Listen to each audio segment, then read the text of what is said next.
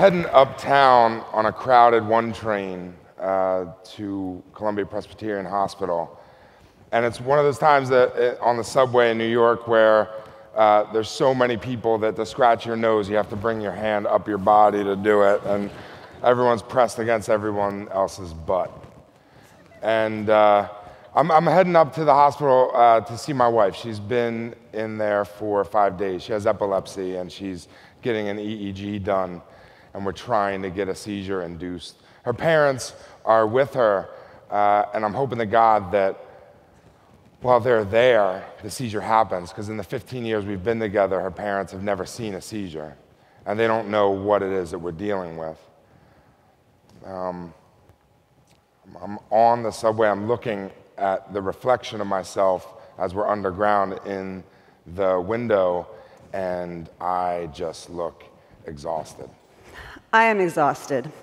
I've hardly slept for 5 days. I have not bathed in 5 days. I have 36 metal electrodes stuck to my head for 5 days, all attached to these 36 little wires wrapped up in a piece of cheesecloth and plugged into the wall. I'm on camera 24/7, looking like an android sock monkey. And I'm staring at this screen, watching my 36 little squiggly, scratchy lines go by. I'm in the hospital for an EEG. I'm an epileptic, so I've been through these 100 times, but this one is different. Because lately, the seizures have been out of control. The doctors can't fix it. So I finally said to my doctor, look, just admit me to the hospital, hook me up, take me off my medicine, and don't let me leave until I have a seizure. She said, wow, I've never had a patient ask for that before. And I understand why, because seizures are horrible. Seizures are horrible. There's a third member in our marriage, and that's epilepsy. And it's always there, and it hides like a coward. There's some people that get auras, or they maybe, will have a smell or some kind of warning when there's a seizure imminent, and Sarah doesn't have that. It just happens immediately. I'm used to epilepsy. When I was a kid, my sister had it, and I would watch my mother, who's a nurse, take care of her while it was happening, and it was tough. The reason why she's having the EEG now was the last seizure that happened in the shower. We were in our apartment in Queens, and I heard a crash. I said, baby, are you okay? And I didn't hear anything back, and I ran into the bathroom, and she was face down in 4 inches of water, seizing. She had hit her back on the faucet and cut her back wide open so hard that she bent the pipe. And I reached into the bathtub, and I held her out of the water as best I could. For that 2 minutes when a seizure's happening, she's not my wife anymore. She's an empty bag of meat. She's not shaped like any human is shaped. She doesn't act like any human acts, and it's terrible.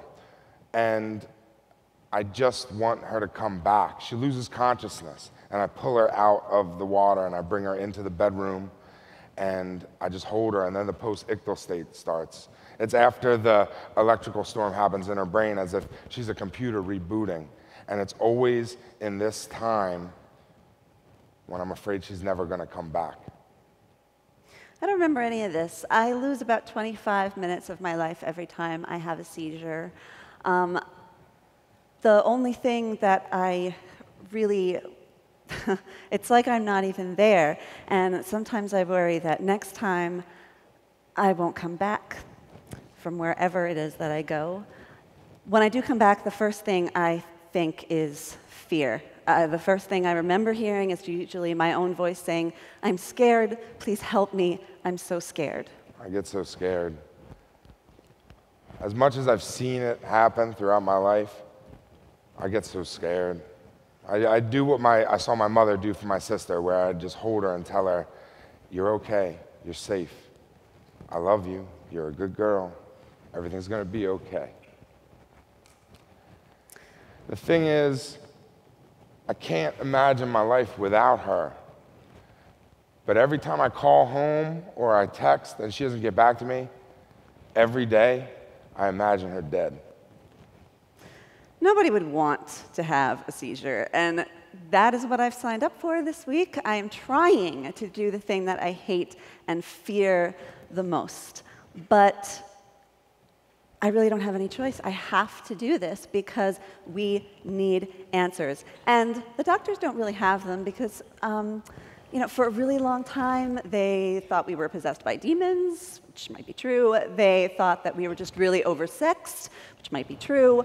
But mostly they just threw us in asylums and forgot about us. So they don't have the answers because until pretty recently, they weren't looking for them. So I'm here to do my own research. I am parked in front of this monitor, watching these lines, trying to figure out how to make them just do something wonky.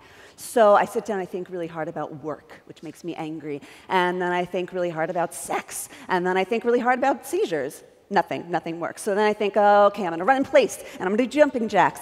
Nothing works. And so I deprive myself of sleep all this time, and I order 5 pots of horrible hospital coffee every night to deprive myself of sleep, and still nothing works. And I'm starting to get really frustrated, and I scream and want to punch the monitor because this has to work. This has to work.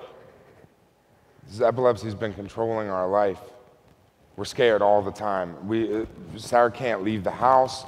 She's been there constantly. We can't have somebody watching her all day. She can't wear a helmet. I can't put her in a bubble. So I'm a performer, and we live in New York, and I'm always out late. I have to be in bed by 10 o'clock. And you go out late, and you're at a bar. I get to have a couple drinks, take the edge off. It's nice. I'm not allowed to drink alcohol.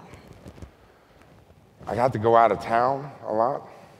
I haven't crossed the street unattended in over 2 months.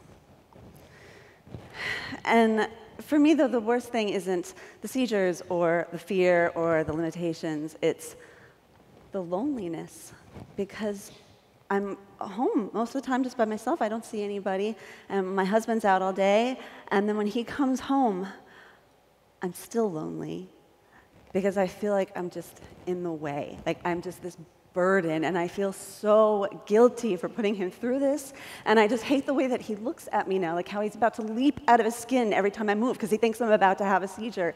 And how he doesn't look at me like a woman or like a wife, he just looks at me like a sick person. And I know that he's angry, and I know that he must resent me. I'm not angry at her at all. And I know that there was some time when I was fun and funny and strong and a real person. But I'm dealing with this myself. I'm just running around waiting to see something happen to her at every moment, that person anymore. And I can't understand what's going on. And I know that she existed, but I'm having a hard time remembering who I was and what it feels like to be her. It's just the 3 of us. It's me and her and it. This has to work. This has to work. So here I am, day 5, still waiting. Peter's on his way, and I don't want him to come because last night he was here, and we argued because I was joking around with the nurse because I'm trying to have a sense of humor about this thing, and he got mad. He said that you're not taking this seriously. And I said, of course I'm taking this seriously. If I wasn't taking this seriously, I wouldn't be here. I wouldn't be doing this. Yeah, but we have to figure this out, and you're sitting there making jokes with the nurse about stuff. We made up eventually. We made up. He went home to have another night off from playing nursemaid. A night off. So this afternoon, it's the day 5, and I'm on my way back to the hospital after that night off, and the afternoon off, if you can have an afternoon off. And I get to the hospital, and I come up, and I go into the room, and I see her there, and her mom and her dad are there, and the seizure didn't happen. Her mom gets up and she says, "Oh, it's good to see you. I got to head back." She lives in Connecticut. And her dad says, "All right, it's good to see you. I got to go." And he's heading back to Staten Island. Might as well be a million miles away from us in Queens. And I say, "Hey, Carl, can I talk to you real quick?" And I follow him to the elevator. And I lose it. Carl, man, I don't know what's going on, man. I'm going crazy. Every time she moves or twitches or anything, I'm jumping out of my skin. I can't take this anymore, man. We need some help. I can't do this. I just can't do this anymore. I'm all alone here, man. Like, I don't know what I want you to do, but can you do something? Because I don't know what we're doing anymore. It's driving me crazy. We need some help, man. We need some help. And he just looks at me and he says, I don't know what to tell you, Pete. She's your wife. And I shake his hand and he leaves, and I walk back into the room and I see her there in these little green pajamas with flowers on them. She's got all the stuff on her hair, but man, she looks so pretty. I'm ugly, I'm freakish, I'm dirty, I'm exhausted, and I know that something must be about to happen soon because my mind just feels frayed at the edges. Like, my body is here, but the rest of me is just a couple inches this way, and it takes all my concentration just to see straight now. It takes all my concentration just to complete a sentence. And then it happens. All of a sudden, she lifts up on the side, she turns to the left, and the seizure just hits her. And it's everything I can do not to reach down and hold her in my hands and tell her it's gonna be okay, but I gotta stand back because the cameras have to get it, and the monitors have to get it. And alarms start going off, and then the doctor comes in and the nurse, and we're standing over this gulf of my wife going through this seizure, and I'm doing everything I can not to hold her, but we have to get it. And after about 2 minutes, the doctor signals to the nurse, and they put a shot of Ativan into her IV, and then she goes unconscious. And I go with the doctor into the nurse's station, and they rewind the monitors, and they show me, look, we got it. I say, all right, she'll be out for a little bit. I'm gonna go outside and get some air. So I go downstairs, and I go around the block, and I go to a bar, and I sit down, and I ask the bartender to give me the biggest glass of whiskey he can by law. Because it's a celebration now, because we got it, and I guess it's a victory. It's nighttime, and I'm alone, and I realize I'm in the hospital. And I remember why, and I try to sit up, and my arms immediately go out. My whole body is just sore and weak. And the nurse comes in, and she says, good news, you finally had that seizure. And I was like, really?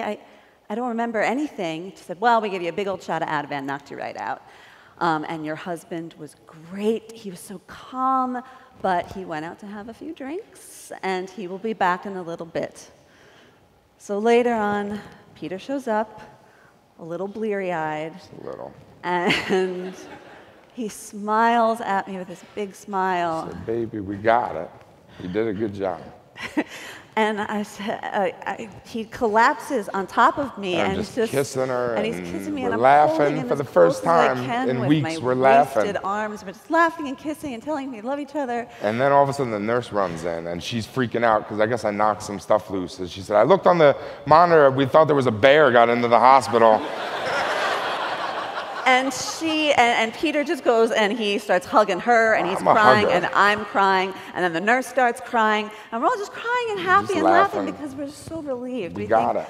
We've got it. This is gonna work. And then I give her a kiss. I say, baby, go to sleep. Tomorrow morning we're gonna take you home. So the next day, the doctors come in.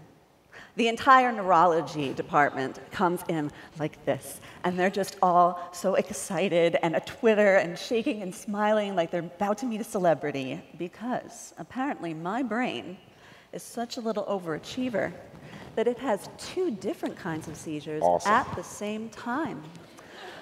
And this is something that they'd heard legends of, but they'd never actually met one in person. So now we can make some new plans, and maybe we don't have all of the answers, but we have some answers, and that means we have some hope. That's 3 years later, and Sarah still has seizures. As a matter of fact, she had one about 2 weeks ago, was the last one, and she was with her father, so he finally saw one, so that's great. He loved it. He loved it. But you know, I feel still a lot of times that we're swimming in this like ocean of chaos all by ourselves, just the 2 of us all by ourselves, and we're never gonna get a cure, but we wanna find some treatment. But the thing is that as long as we're together, we're never gonna be alone. Thank you.